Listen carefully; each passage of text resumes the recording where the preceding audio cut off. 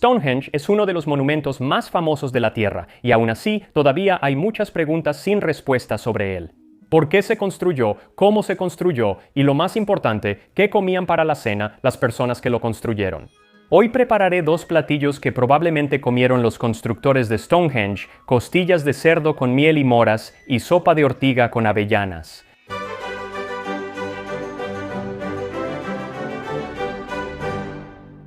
El mes pasado fui a Escocia para celebrar el Año Nuevo, o Hogmanay, como le llaman ellos, y mientras estuve allá pude reunirme con Bruce Fumi del canal Scotland History Tours. Él nos llevó a las tierras altas, donde hallamos un círculo de piedras antiguo. Fue increíble, porque estaba en la granja de alguien, tenía miles de años y nadie lo apreciaba. Fue una experiencia fantástica. Mientras estaba ahí pensé, ¿qué comían las personas que construyeron este y otros círculos de piedra en Gran Bretaña? Esto fue al final del Neolítico, entre 3000 y 1500 a.C. Hay muchas suposiciones, pero la evidencia arqueológica nos guía en la dirección correcta. Gran parte de esa arqueología proviene en realidad de un sitio conocido como Dorrington Walls, que se encuentra a solo 2 millas al noreste de Stonehenge y se cree que fue utilizado como asentamiento por las personas que construían y usaban el sitio. En Dorrington Walls hay evidencia de algunos de los alimentos que la gente consumía, junto con las diferentes preparaciones. Por ejemplo, durante la segunda fase de la construcción de Stonehenge, alrededor del 3000 al 2500 a.C., quienes vivían en Dorrington Walls dejaron más de 38,000 huesos de animales para que los arqueólogos los encontraran. El 90% de los huesos eran de cerdos y la mayoría del resto de ganado. La mayoría de los cerdos eran sacrificados a los 9 meses, probablemente a mediados de invierno, lo cual tiene sentido porque es una época típica de banquetes. Stonehenge fue construido alineado con la puesta del sol. El sol de mediados de invierno y el sol naciente de mediados de verano, el sol apareciendo justo entre dos de las piedras más altas en esos 2 días. Por eso en esos días mucha gente se reunía a festejar. Lo que también sabemos sobre los cerdos es que probablemente fueron engordados con algo dulce debido a un cierto tipo de deterioro en sus dientes. Es probable que estuvieran comiendo algo con alto contenido de azúcar, y en ese tiempo, en Gran Bretaña, eso significaría miel o algún tipo de bayas. Y desafortunadamente no pude encontrar un cerdo alimentado con miel, así que en su lugar simplemente voy a usar miel en la receta real para el cerdo.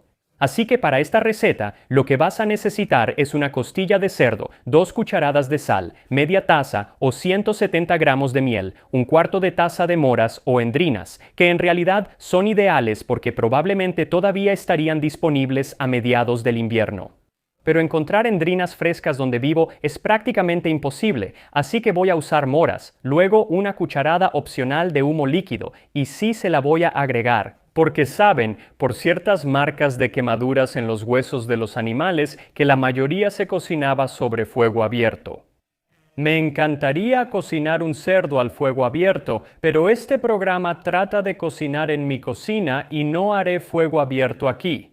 Para dar sabor ahumado, añado un poco de humo líquido. Primero, quita la membrana plateada de las costillas. Debes cortar la parte trasera de las costillas con un cuchillo y luego quitar la membrana. Es más fácil agarrarla con una toalla de papel. Después, toma un poco de sal y frótala en las costillas por ambos lados.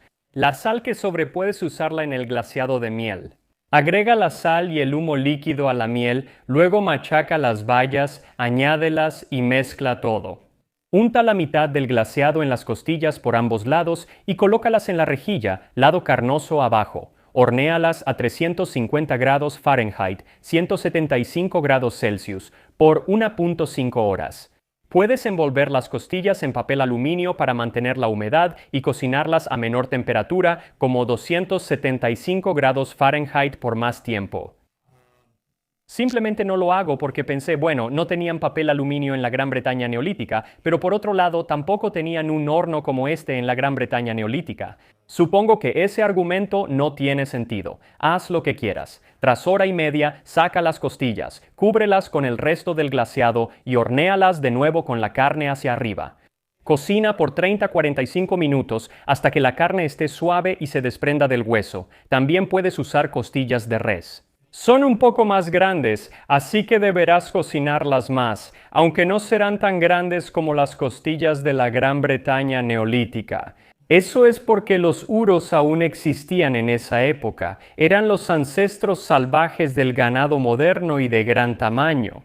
En los años 1920 se excavó parte de la zanja de Stonehenge y se hallaron huesos de uros. A cada lado de la entrada sur había un cráneo y una mandíbula, aunque ahora están extintos, así que tendrás que conformarte con un cerdo o una vaca. Ahora, vamos con nuestro segundo platillo.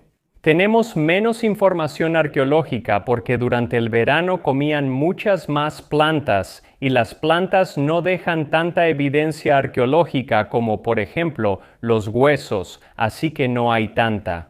Pero eso no significa que no tengamos algo de evidencia. Para empezar, sabemos que cocinaban muchas cosas en ollas. En el sur de Gran Bretaña, donde está Stonehenge, se destacaban por una cerámica acanalada que parecía canasta. Y el análisis químico muestra que se usaban para cocinar sobre el fuego o junto a él. Probablemente se cocinaba sopa en ellas, pero también se usaban para hacer productos lácteos. Un 21% completo de los fragmentos de cerámica encontrados en Durrington Walls muestran evidencia de haber contenido grasas lácteas. Ahora podrían haber estado bebiendo leche o crema directamente de la vaca, eso es posible, pero no habría sido una imagen muy agradable. Porque los británicos, y en general los europeos de esa época, eran muy intolerantes a la lactosa. La mutación para la persistencia de lactasa en adultos llegó a Gran Bretaña unos 1500 años después. Así que la leche se usaba más a menudo para producir otros productos lácteos que tenían menos lactosa, como el yogur, la mantequilla o el queso.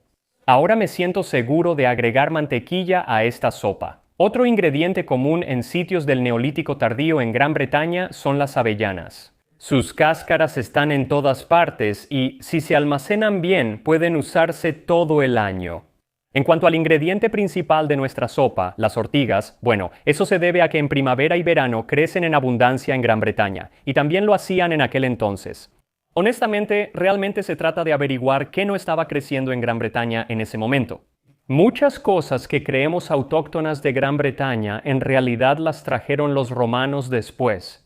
Castañas, perejil, uvas, higos, cilantro, eneldo, romero, hinojo, tomillo, mostaza, col, apio, lechuga, nabo, cebolla, puerro, ajo, cerezas, peras, ciruelas y más. En cuanto a verduras, los britanos dependían sobre todo de plantas silvestres como ortigas, zanahorias o ajos silvestres.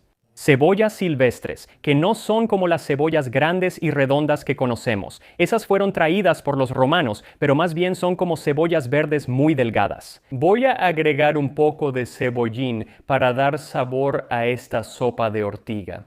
Entonces, para esta receta, lo que vas a necesitar es una olla de aproximadamente 3/4 llena de ortigas. Las ortigas son una planta nutritiva y comestible que a menudo se usa en la medicina. Lamentablemente, también tienen pequeños vellos que inyectan una sustancia que pica al tocarlas. Recuerdo la primera vez que las vi. Tenía 12 años y visitaba Inglaterra, cerca del castillo de Warwick. A mis 12 años tenía que tocar todo a mi alrededor, incluso una pared de ortigas urticantes. No recuerdo ese día con cariño, así que cuando trabajes con ellas, usa guantes. ¿Solo al cocerse o secarse bien pierden esa increíble capacidad de picar? También necesitas 1/4 de taza de avellanas trituradas y 30 gramos de mantequilla con sal. Un pequeño manojo de cebolla silvestre o cebollín si no puedes encontrar cebolla silvestre y 2 cucharadas de harina de cebada. Ahora, en la Gran Bretaña del Neolítico tardío, la gente no era agricultora como la imaginamos hoy, con grandes extensiones y campos de cereales. Eso ocurrió con los asentamientos permanentes en 1500 a.C. Eso no significa que no practicaran algo de agricultura ligera y sí tenían cereales como cebada y trigo emmer. Evita que las ortigas piquen llenando la olla y luego agrega agua. Pone eso a fuego alto 5 minutos, luego retira y escurre las ortigas. Cuando enfríen, pícalas finamente. Pica el cebollín. En la olla vacía, agrega las avellanas y ásalas a fuego medio alto 4 o 5 minutos o hasta que estén tostadas. Debes moverlas para evitar que se quemen. Agrega la mantequilla, deja que se derrita y regresa las ortigas con el cebollín. Cúbrelos con la mantequilla y saltéalos 15-20 segundos. Después, vierte 1 litro de agua y hierve a fuego lento. Puedes usar la misma agua donde herviste las ortigas. Eso probablemente sería lo mejor, pero no lo pensé y la tiré, así que también puedes usar agua nueva. Cuando hierva a fuego lento, toma media taza del líquido, agrégale la harina de cebada, mezcla y vuelve a la sopa para espesarla. Solo mézclalo y deja que se cocine durante otros 15 a 20 minutos a fuego bajo. También puedes probarla en cualquier momento y agregar más sal si lo deseas.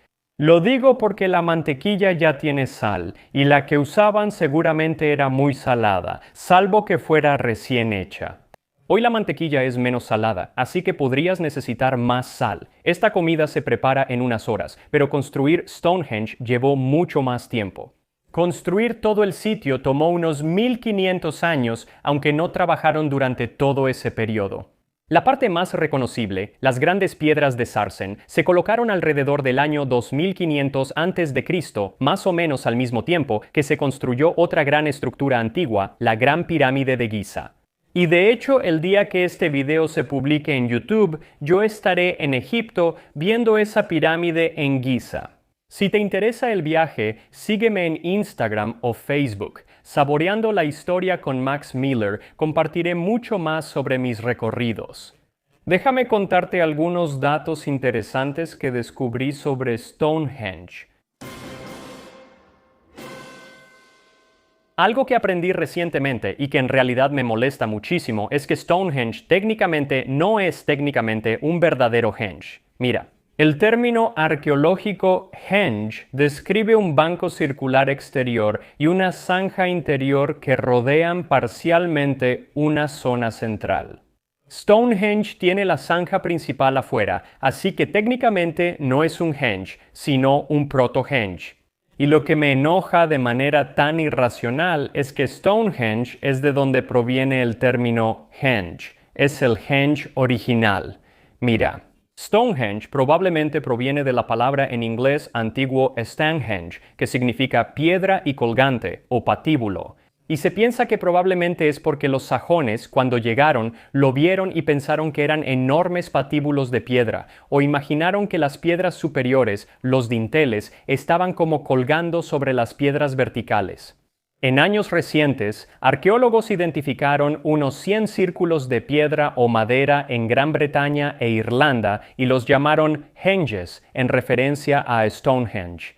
Pero todos esos henges tenían la zanja en el interior del banco de tierra, lo que anula a Stonehenge como un verdadero henge.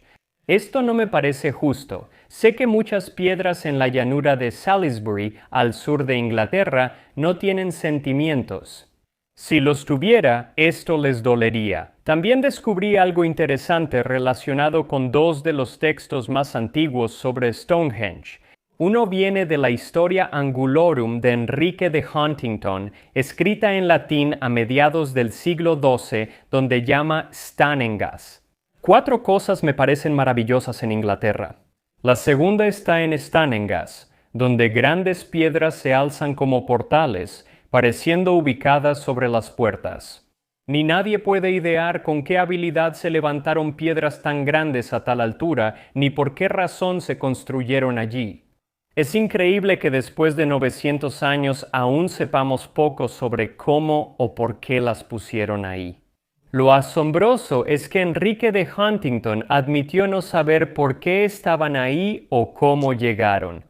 No fue así para su contemporáneo Godofredo de Monmouth, quien escribió en su Historia de los Reyes Británicos, que estas piedras son místicas y poseen un poder de sanación. Los gigantes de antaño las trajeron desde las costas más lejanas de África y las colocaron en Irlanda cuando habitaban ese país. Entonces, si las piedras realmente estaban en Irlanda, ¿cómo llegaron a Gran Bretaña? Geoffrey de Monmouth nos dice que fue Merlín, sí, ese Merlín. Tras luchar con los irlandeses, Uther Pendragon intenta desmantelar Stonehenge con cuerdas y escaleras, pero no logra moverlas. Merlín se burla de ellos, usa su magia para ponerlas en barcos y las lleva a un sitio funerario en Bretaña donde siguen hoy. ¿Cuál de estas historias de los historiadores crees que se hizo popular? No sabemos su origen ni cómo llegaron. ¿O fueron los gigantes en la historia de Merlín? Sí, fue la historia de los gigantes, y Merlín la que siguió contándose hasta por lo menos el siglo XVI. Ahora sé que las piedras en realidad no son de África, ni tampoco estuvieron alguna vez en Irlanda, pero sí vinieron de bastante lejos. Se cree que las piedras sarsen, que pesan entre 25 y 30 toneladas, provienen en su mayoría de los bosques del oeste cerca de Marlborough, a unos 25 kilómetros de donde están hoy. Pero las piedras más pequeñas, conocidas como piedras azules, que aún pesan entre 2 y 5 toneladas cada una, vinieron de las colinas de Preseli, en el suroeste de Gales, a casi 200 kilómetros de distancia. Antes de inventar la rueda, transportar piedras era un camino muy largo. Hay una piedra llamada la del altar, aunque quizá nunca fue usada como tal. Esa pudo venir de mucho más lejos, y me encanta porque la idea de que esta piedra vino de tan lejos es relativamente nueva. Me encanta. Como que todavía estamos aprendiendo cosas nuevas sobre Stonehenge. El artículo salió apenas en 2024 y afirma que esta piedra, que pesa alrededor de 6 toneladas, en realidad vino de la cuenca orcadiana en el noreste de Escocia, a más de 700 kilómetros de distancia. Ahora, la ciencia detrás de este descubrimiento es mucho más compleja de lo que siquiera soy capaz de explicarte. Pondré un enlace en la descripción a una conferencia del estudiante de doctorado que publicó el artículo. Creo que él lo escribió, Antonio Clark, y explica con mucho más detalle cómo se les ocurrió esta idea. Lo que me parece interesante, sin embargo, es que esa piedra proviene del norte de Escocia, otras piedras provienen de Gales y otras piedras son locales, cerca de la llanura de Salisbury. Esa era la misma idea con los cerdos y el ganado que se encontraron en el sitio. Mira, así como hay ciencia que puede decirnos de dónde provienen las piedras, también hay ciencia que puede decirnos dónde pastaban los animales en ciertos momentos de su vida. Tras analizar oxígeno, azufre y estroncio en huesos de cerdos y vacas de Durrington Walls, los científicos lo descubrieron. Algunos eran locales, muchos crecieron en Gales, otros en el norte de Inglaterra y algunos llegaron desde el noreste de Escocia, cerca de donde se obtuvo la piedra del altar. Es simplemente asombroso de esa manera. En aquel entonces, la gente venía de todas partes, a cientos y cientos de kilómetros de distancia, para asistir a algo que estaba ocurriendo en Stonehenge. No sabemos qué era ese algo. Lo que sí sabemos es que durante ese evento tuvieron un banquete muy parecido al que estoy a punto de comer ahora mismo. Y aquí estamos. Costillas de cerdo con glaseado de miel y zarzamora y sopa de ortiga con avellanas, un banquete digno de los constructores de Stonehenge. Comenzaré con la sopa de ortiga, porque si como las costillas primero, se me quedarán entre los dientes y sería vergonzoso. Así que empiezo con la sopa.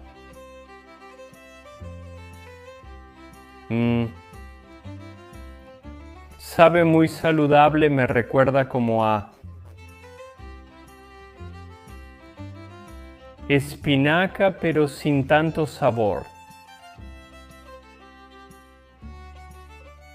Creo que es muy importante tener como las tribus y las avellanas y mantequilla ahí y simplemente otras cosas. Porque si realmente solo son las ortigas, no tienen mucho sabor las ortigas. Lo bueno es que no me están picando la cara, así que eso es un punto a favor. Pero en realidad es muy sustancioso porque las ortigas se deshacen, así que son como algo parecido a la espinaca en ese sentido. Muy bien, ahora, debo admitir que tengo debilidad por las costillas. Son una de mis comidas favoritas en el mundo, así que estoy bastante seguro de que las voy a disfrutar. Aquí vamos. Muy buenas.